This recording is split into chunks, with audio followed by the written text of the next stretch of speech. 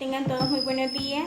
Soy un estudiante de odontología y en esta ocasión les quería hablar de 3 enfermedades que son ocasionadas por bacterias y tienen manifestaciones en cavidad oral.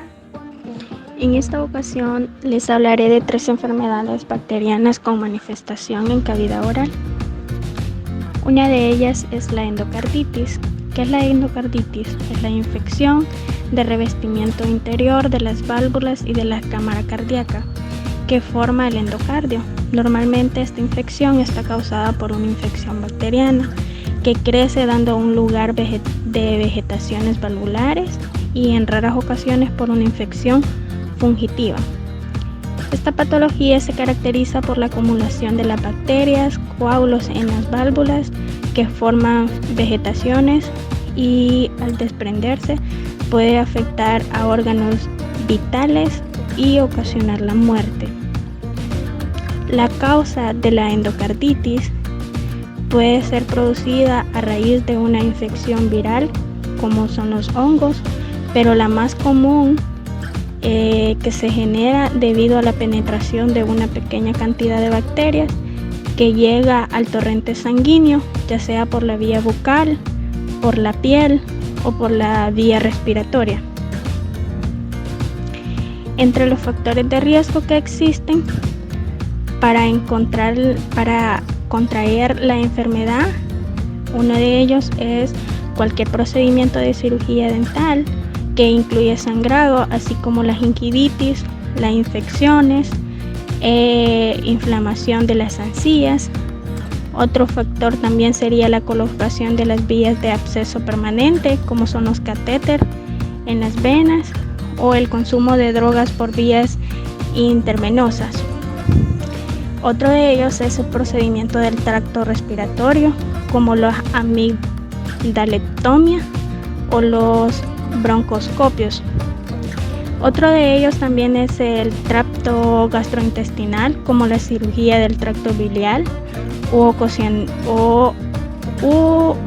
operaciones quirúrgicas que involucran a la mucosa intestinal. Otro también sería el parto vaginal con infección.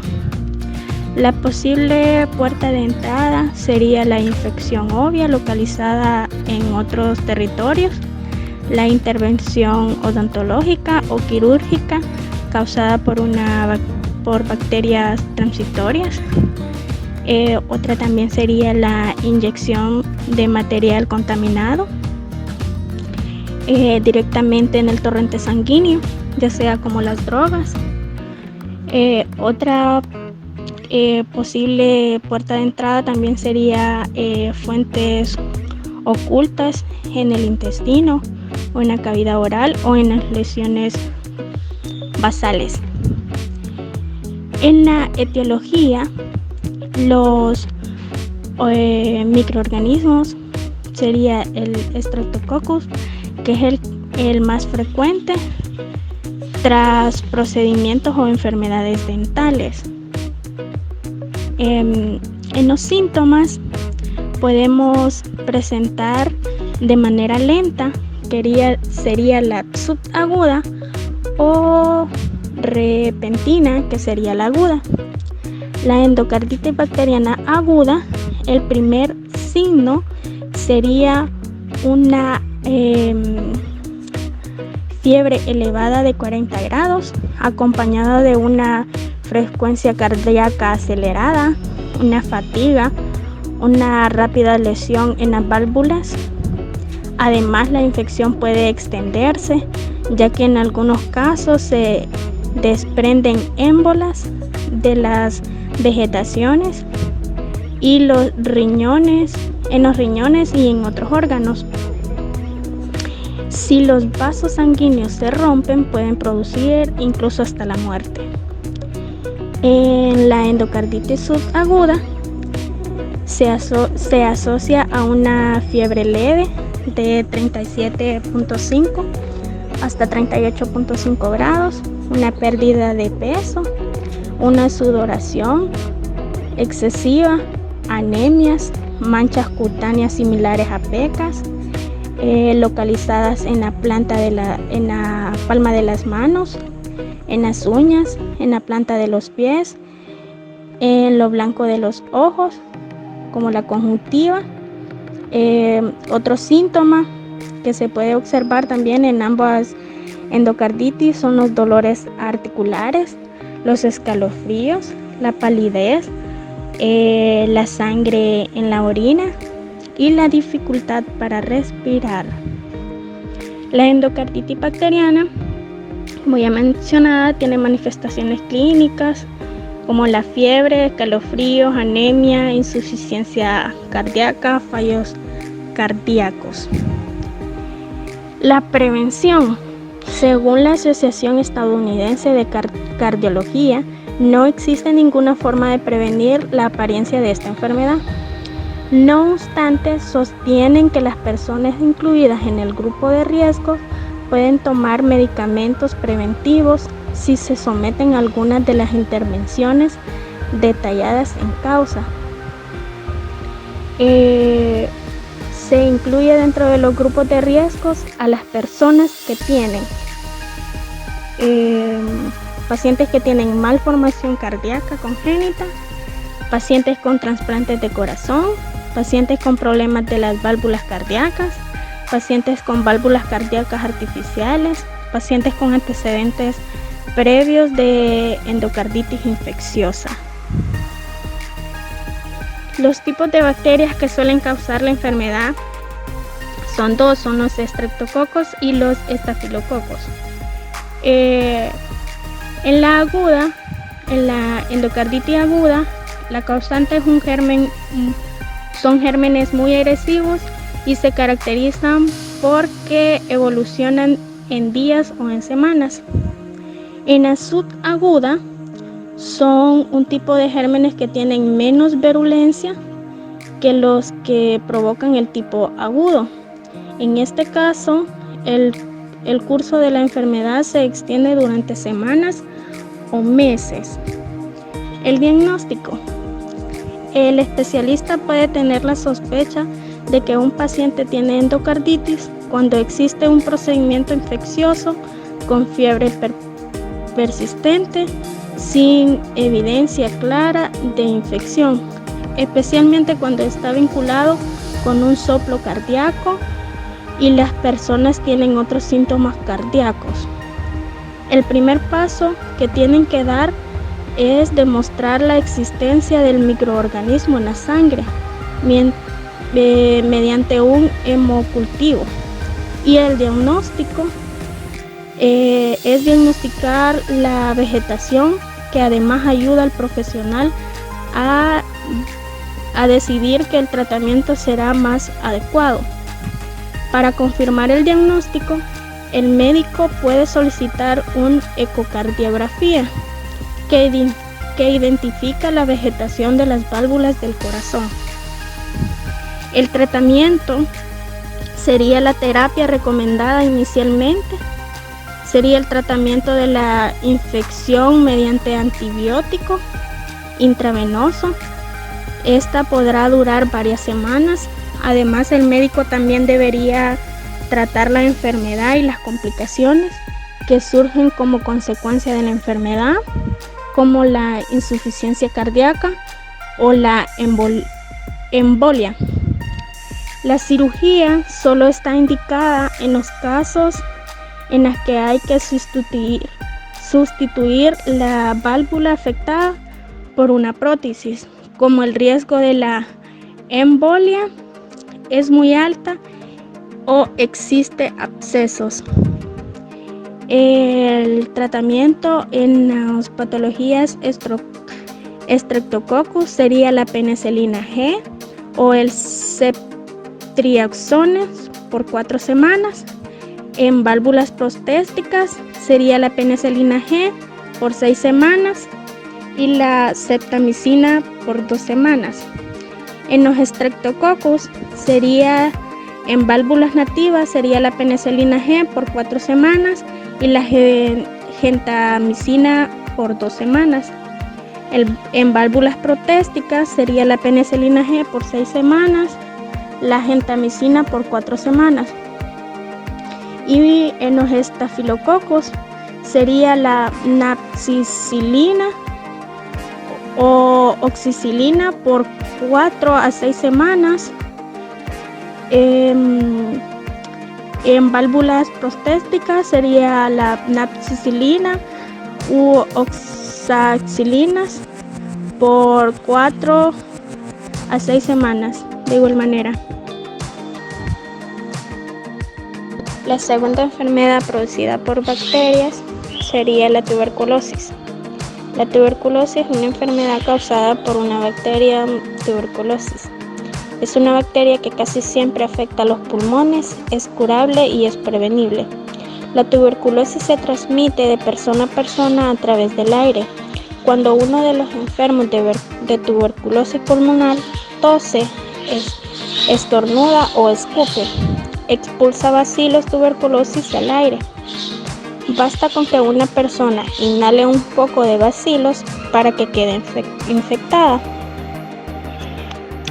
La causa entre los humanos es que se transmite, como ya lo había mencionado, a través del aire por mínimas gotas de contenido de bacilo, y que las personas infectadas sin tratamiento o que se encuentran en el primer día de incubación eliminan el toser, estornudar o al hablar. La transmisión por vía alimenticia no es frecuente, aunque la leche post-pasteurizada puede ser fuente de contagio en países en que la tuberculosis es muy común. Los síntomas más frecuentes serían el cansancio intenso, el malestar general, la sudoración abundante, especialmente al caer al día, la pérdida de peso, el sangrado en el esputo, la tos seca persistente, la temperatura corporal entre 37 y 37.5 grados. No obstante, en ocasiones no aparece ningún síntoma, hay que tomarlo mucho en cuenta. Se considera que hay dos tipos de tuberculosis. Una de ellas es la pulmonar, la segunda sería la extrapulmonar. Se dice que la tuberculosis pulmonar puede aparecer inmediatamente después de la infección. Esta varía, se conoce como infección primaria y afecta principalmente a los niños del continente africano. Cuando el niño goza de una buena salud, la enfermedad puede cruzar con alteraciones locales en los pulmones y en los ganglios.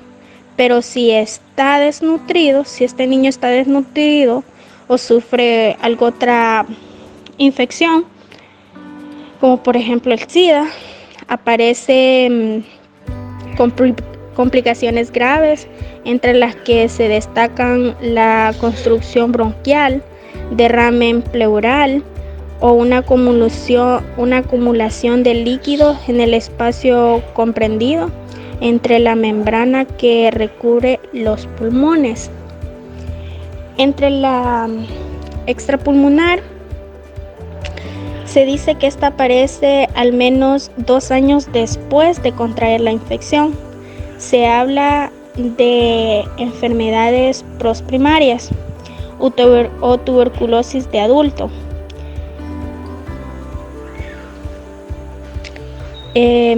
La tuberculosis en cavidad bucal ya sería la tuberculosis secundaria. Esta se dice que se basa al nivel bucal, se puede presentar en cualquier grupo etario. Sin embargo, los adultos de edad media y en los pacientes con geriatría son los más comúnmente afectados. Las lesiones asociadas a una tuberculosis secundaria, esta se predomina en la lengua. Las lesiones se caracterizan, como ya lo había dicho, en la lengua. Su caracterización sería una úlcera crónica de evolución lenta, La base de la úlcera puede ser granular o encontrarse cubierta por una pseudomembrana. La úlcera puede ser asintomática o dolorosa.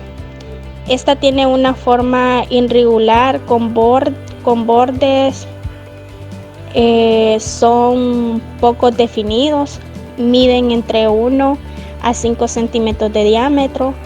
El tejido circundante a la ulceración tiene a presentar una leve induración e inflamación, pero su consistente también puede ser blanda.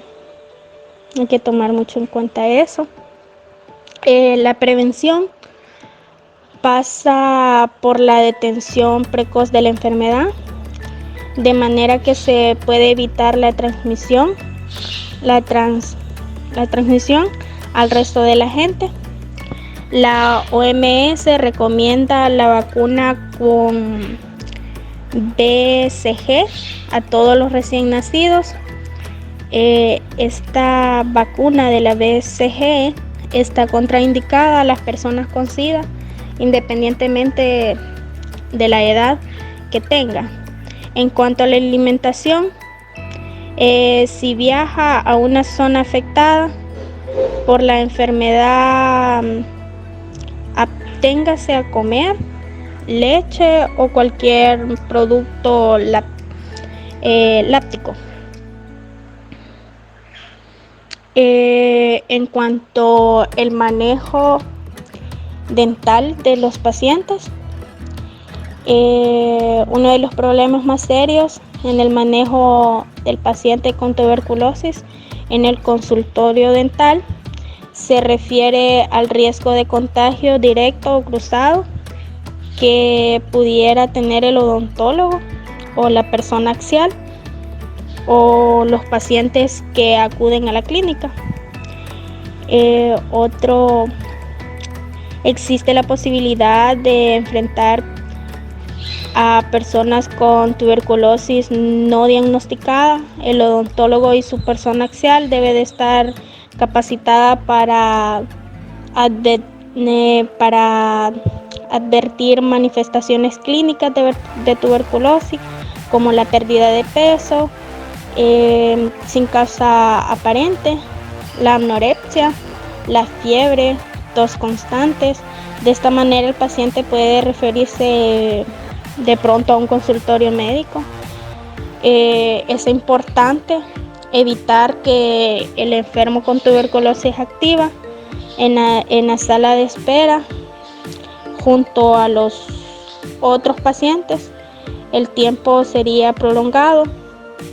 Los pacientes con tuberculosis activa deben permanecer el menos tiempo posible dentro del ámbito del consultorio para evitar que se le formen gotitas de saliva contaminada y expulsadas por tos o porque él hable, y así puede contaminar el ambiente del trabajo. El tratamiento. Sin tratamiento, la tuberculosis lleva irremediablemente a la muerte. Para su tratamiento se emplea una combinación de fármacos, entre los que se encuentran la isoniazida, la rifampicina, la piracinamida, los etabultos, la streptomicina.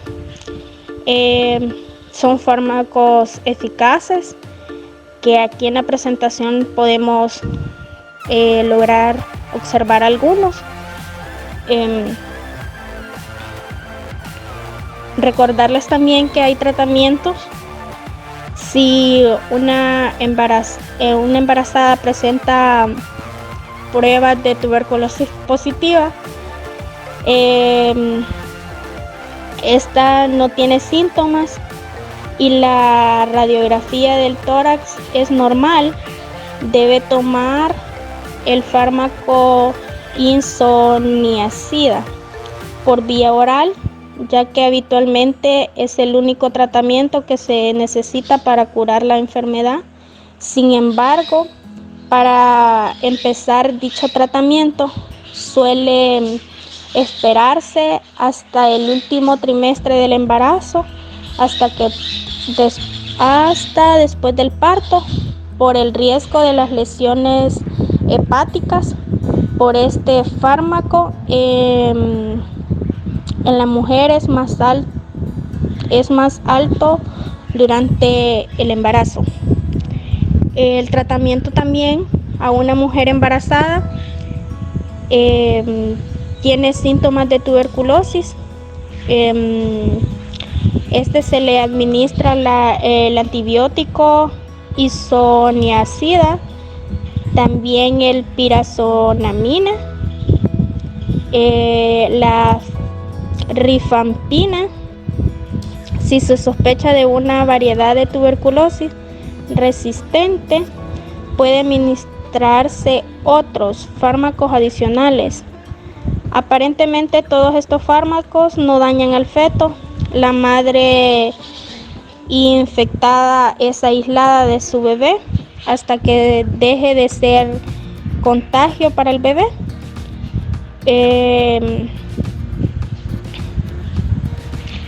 Al recién nacido también se le puede vacunar con la vacuna de la BCG.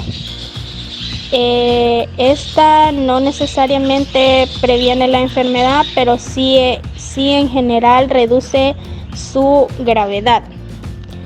Como la vacuna de la BCG no es efectiva al 100%, en algunos países no se aplica de forma sistemática ni a los niños ni a los adultos. Una vez que una persona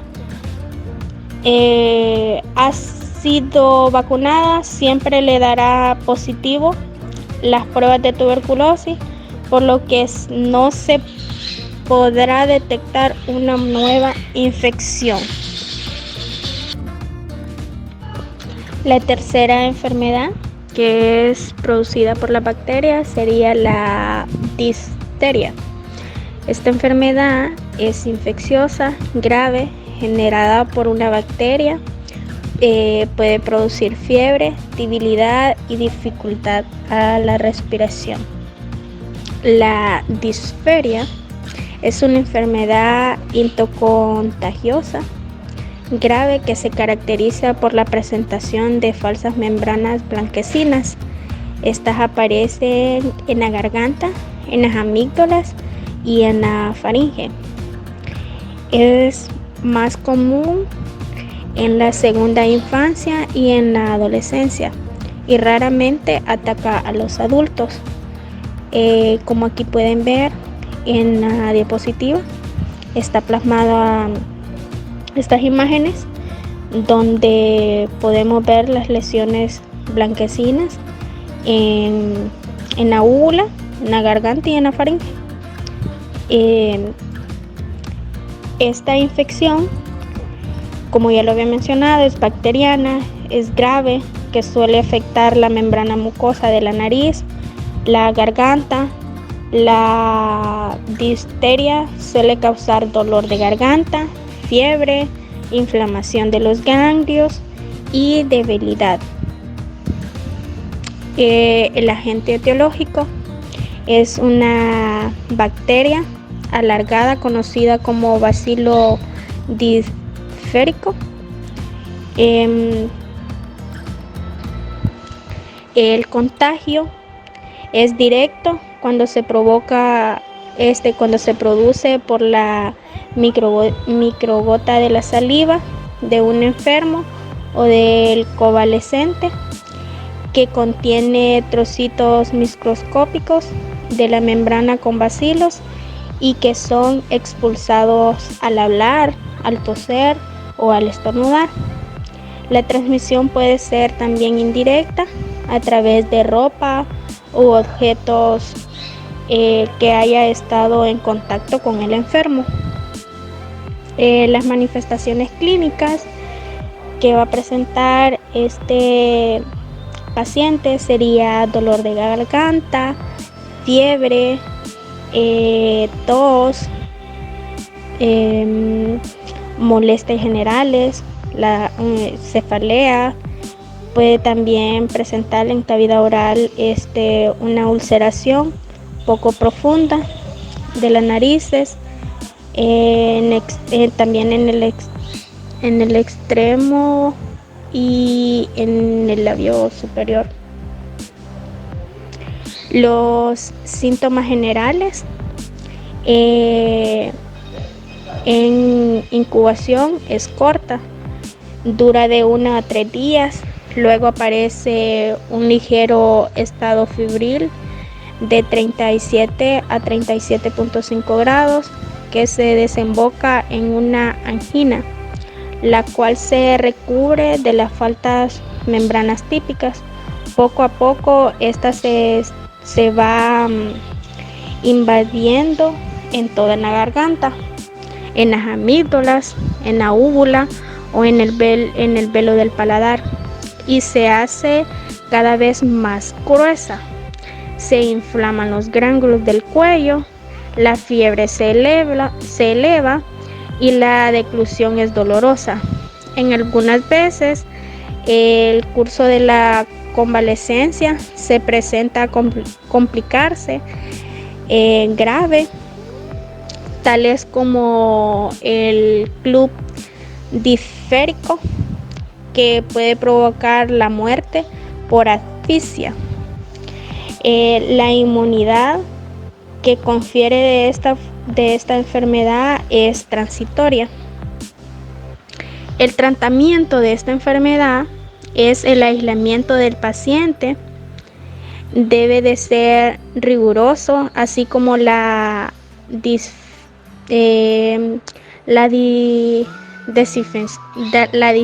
desinfección de todos los objetos que están en el contacto con él. Se dispone el suero, la vacuna antidistérica